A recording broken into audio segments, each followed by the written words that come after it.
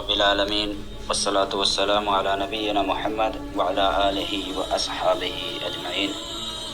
معزز سامعین کرام، اللہ رب العالمین نے ہمیں مسلمان بنایا، جینے کا بہت طریقہ بتلایا کہ ہم اس دنیا میں کس حساب سے چلیں اور کس حساب سے اپنی زندگی گزاریں، سب کچھ اسلام نے ہمیں بتلا دیا ہے۔ اور اس دنیا میں اللہ رب العالمین نے ہمیں جس مقصد کے تحت پیدا کیا ہے اس مقصد کو ہم نے بھلا دیا ہے۔ اکثر و بیشتر آدمی کے ذہن و دماغ میں یہی بات ہے کہ جو کچھ ہے یہ دنیا ہی ہے، دنیا کے بعد اور کچھ نہیں، اس لیے اخروی زندگی کے بارے میں کچھ سوچتے ہی نہیں ہیں، نہ اس کے لیے کچھ تیاری کرتے ہیں۔ لایعنی کاموں میں، فضول کی باتوں میں اپنا قیمتی وقت ضائع اور برباد کرتے ہیں۔ بہت سارے لوگ دیکھنے کو مل رہے ہیں۔ عجیب و غریب بات ہے ایک مسلمان کے لیے خاص کر، کہ ایک مسلمان جس کی پیدائش اس دنیا میں صرف اس مقصد کے تحت ہوئی ہے کہ وہ صرف اور صرف اللہ کی عبادت کرے۔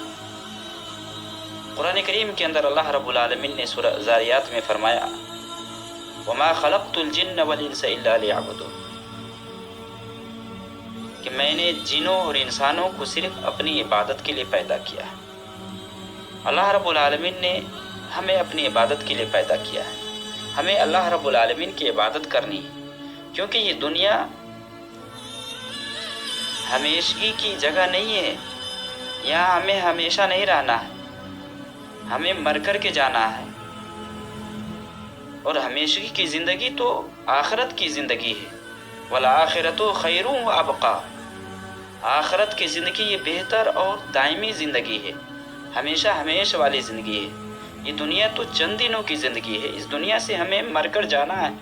تو اس دنیا میں ہم جو لایعنی کاموں میں، فضول کی باتوں میں ہم اپنا وقت ضائع اور برباد کرتے ہیں، تو کیا ہم نے کبھی غور کیا ہے؟ کیا ہم نے سوچا ہے؟ کیا ہم بیکار میں پیدا ہوئے ہیں؟ بس یوں ہی کھائیں اور پئیں اور سوئیں، جس طرح کہ غیروں کا عقیدہ ہے؟ غیروں کے یہاں کیا ہے؟ ان کی سوچ، ان کا بات، ہر کچھ یہی ہوتا ہے کہ جو کچھ ہے یہ دنیا ہی ہے۔ جو کافر لوگ کہا کرتے تھے، ایک مسلمان کا ایسا عقیدہ نہیں ہونا چاہیے۔ اور قرآن کریم کے اندر اللہ رب العالمین نے فرما دیا ہے أَفَحَسِبْتُمْ أَنَّمَا خَلَقْنَاكُمْ عَبَثًا وَأَنَّكُمْ إِلَيْنَا لَا تُرْجَعُونَ، کیا تم نے یہ گمان کر لیا ہے، کیا یہ تو نے سوچ رکھا ہے کہ ہم نے تمہیں بیکار میں پیدا کیا؟ اللہ رب العالمین نے ہمیں اپنی عبادت کے لیے پیدا کیا، یہاں تک کہ نبی کریم صلی اللہ علیہ وسلم نے اس دنیا میں عبادت کر کے ایک مسلمان کے لیے نمونہ چھوڑ کر گئے۔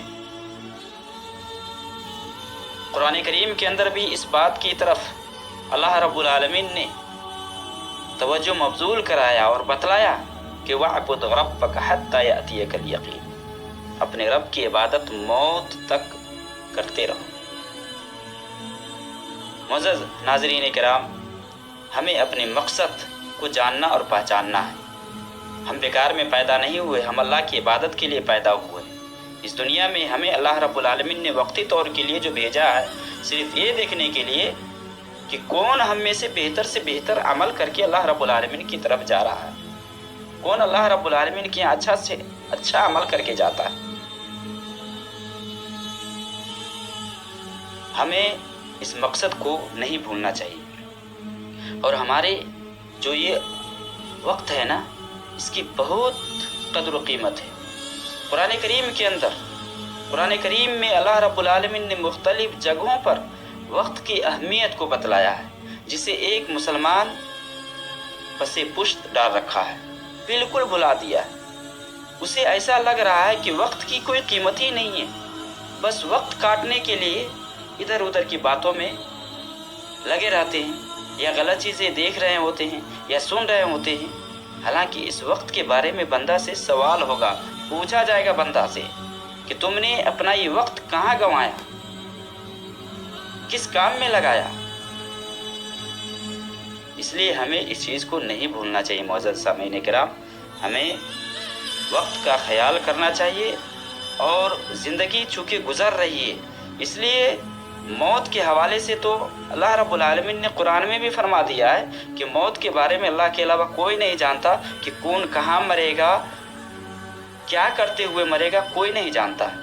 اس لیے نمونہ کے طور پر اللہ رب العالمین نے بہتوں لوگوں کی موت ایسی حالت میں دی ہے یا کی ہے جو نہایت ہی گھٹیا اور نہایت ہی بری جگہ مانی جاتی ہے۔ کسی کی موت ٹوائلٹ میں، تو کسی کی موت ایسی خطرناک والی جگہ میں دے دی ہے جو ایک سوچنے والے کے لیے عبرت اور نصیحت ہے۔ اللہ رب العالمین نے ہمیں سوچنے کا، سمجھنے کا سب کچھ دیا ہے، ہم سوچ بھی سکتے ہیں، سمجھ بھی سکتے ہیں۔ اس لیے وقت کی اہمیت کو ہمیں سمجھنا چاہیے، کیونکہ یہی یہ وقت ہے کہ جس کے لیے انسان مرنے کے بعد آرزو کرے گا، خواہش کرے گا کہ اللہ رب العالمین ہمیں دنیا میں بھیج دے تاکہ جا کر کے ہم عمل صالح کر کے آئیں۔ حتی اذا جاء احدهم الموت قال رب ارجعون لعلی اعمل صالحا فیما ترکت کلا انها کلمۃ هو قائلها ومن ورائهم برزخ الی یوم یبعثون۔ جب ایک انسان مر کر کے اس دنیا سے جاتا ہے تو اللہ رب العالمین سے آرزو کرتا ہے کہ اللہ رب العالمین اب مجھے دنیا میں بھیج دے دوبارہ، لعلی اعمل صالحا فیما ترکت، میں وہ کام کر کے آؤں گا جو میں نے نہیں کیا ہے۔ اللہ رب العالمین کہتے ہیں کلا، ایسا ہرگز نہیں ہوگا، انہا کلمۃ هو قائلها، یہ تو ایسی بات ہے کہ ہر آدمی کہتا ہے آج سے نہیں کل سے کروں گا، آج سے نہیں کل سے کروں گا، کل آیا کل نہیں پرسوں سے کروں گا، ہر آدمی یہی کہتا۔ جب ان سے کہا جائے کہ آپ نماز پڑھیں، کہتا نہیں آج سے نہیں کل سے کروں گا، کل آیا بھائی کیوں نہیں نماز پڑھتے، آج سے نہیں کل سے پڑھوں گا۔ اس لیے اللہ رب العالمین نے فرمایا کہ نہیں، دوبارہ اس دنیا میں آنے کی ضرورت نہیں ہے، اب تو ملنا شروع ہوگا مرنے کے بعد، جس کے بعد برزخی زندگی ہے۔ دنیا سے جانے کے بعد برزخی زندگی میں ہوتا ہے بندہ۔ اس لیے اللہ رب العالمین نے قرآن کریم کے اندر یہ بھی بتلا دیا ہے وَلِكُلِّ أُمَّةٍ أَجَلٌ فَإِذَا جَاءَ أَجَلُهُمْ لَا يَسْتَأْخِرُونَ سَاعَةً وَلَا يَسْتَقْدِمُونَ۔ اب وہ لوگ سوچیں کہ جو لوگ غلط چیز دیکھ رہے ہوتے ہیں، اگر اس کی موت اسی حالت میں آ جائے تو لوگ اس سے کیا تاثر لیں گے، کیا سوچیں گے کہ کیسا بندہ ہے۔ بہت سارے لوگ بلو فلم دیکھتے ہیں، بہت سارے لوگ غلط چیز دیکھ رہے ہوتے ہیں، ایسی حالت میں اس کی موت ہو جاتی ہے۔ اب لوگ اسے کیا اثر لیں گے، کیسا انسان تھا، کس طرح کا بندہ تھا، کیسے یہ چیز دیکھ رہا تھا وہ، اس کی حالت میں، اسی حالت میں اس کی موت آ گئی ہے۔ اس لیے اللہ رب العالمین نے ہمیں احساس دلایا ہے کہ موت کے بارے میں ہمیں پتہ نہیں ہے۔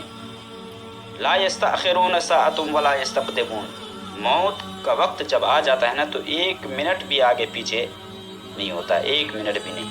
تو ہمیں سوچنا چاہیے، خاص کر کے جو لوگ ڈرامہ بینی، فلم بینی یا غلط چیزوں میں اپنا وقت ضائع کرتے ہیں، ایک مسلمان کو تو سوچنا چاہیے کہ جو چیز وہ دیکھ رہا ہے کیا اس میں اس کا فائدہ ہے، کیا اس سے اس کو کچھ حاصل ہونے والا ہے۔ اور جو لوگ ڈرامہ میں یا فلم میں اپنا وقت ضائع کرتے ہیں، وہاں جا کر لائک کرتے ہیں، کمنٹ کرتے ہیں، جس میں بے حیائی اور غلط چیزیں ہوتی ہیں، جس میں ایک غلط آدمی کی مدد کرنا اسلام میں بالکل منع ہے۔ قرآن نے فرمایا وَتَعَاوَنُوا عَلَى الْبِرِّ وَالتَّقْوَىٰ وَلَا تَعَاوَنُوا عَلَى الْإِثْمِ وَالْعُدْوَانِ، وَتَعَاوَنُوا عَلَى الْبِرِّ وَالتَّقْوَىٰ وَلَا تَعَاوَنُوا عَلَى الْإِثْمِ وَالْعُدْوَانِ، کہ نیکی کی بات پر مدد کرو، برائی پر نہیں۔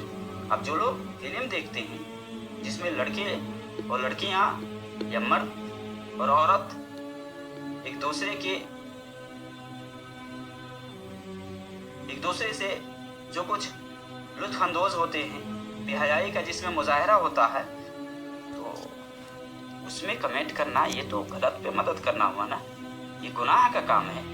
ایک انسان کمنٹ کرتا ہے، جتنے لوگوں تک جائے گا نا سب کا وبال آئے گا، اس کے اوپر سب کا گناہ ملے گا۔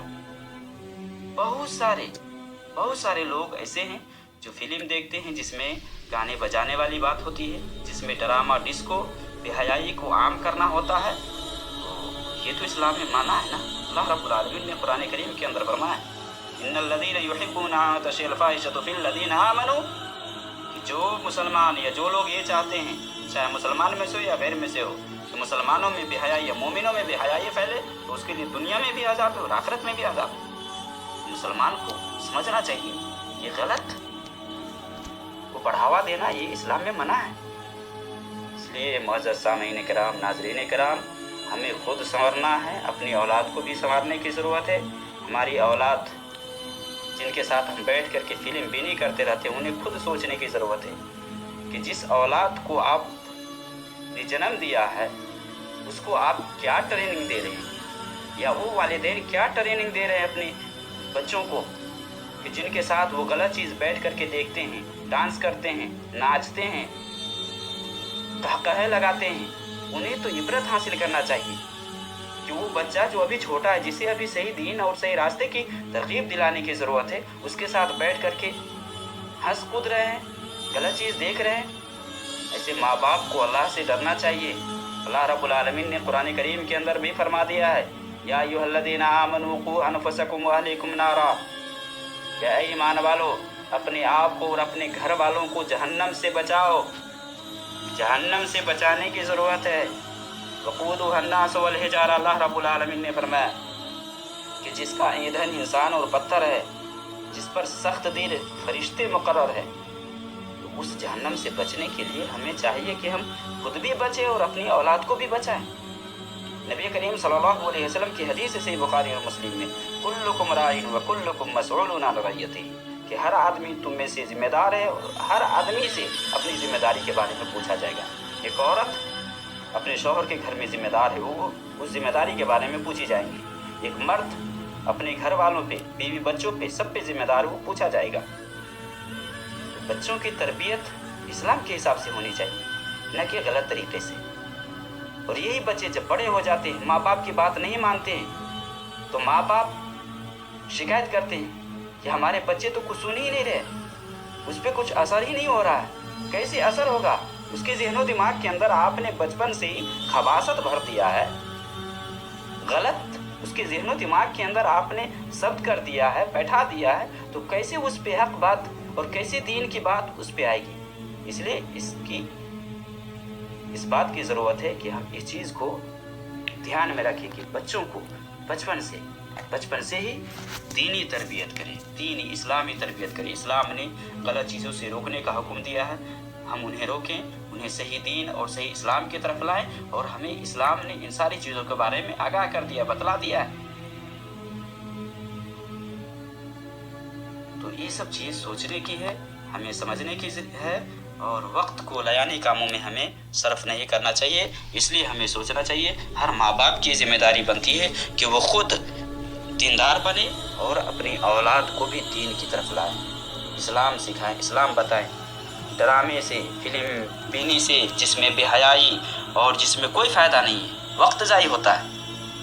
उतने ही काम अगर आप दीन सीखने में लगाएं तो कितना इल्म होगा, आपकी ज़िंदगी संवरेगी, आप उखरवी ज़िंदगी को बनाने में लगाएंगे। लेकिन जब दिल पे शैतान का गलबा हो जाएगा, जिसका काम ही ये है कि अल्लाह रब्बुल आलमीन के ज़िक्र से बंदे को भटकाना, दूर रखना, तो उसका अगर गलबा हो जाएगा तो कैसे दीन की तरफ इंसान चाहत करेगा, कैसे दीन की तरफ आएगा। इसलिए हमें इस्लाम को अपनाना है, इस्लामी तालीमात को इख्तियार करते हुए उसी के हिसाब से हमें उठना बैठना है, उसी के हिसाब से हमें चलना है और अपनी औलाद की भी तरबियत करनी है। यही इस्लाम हमसे चाहता है।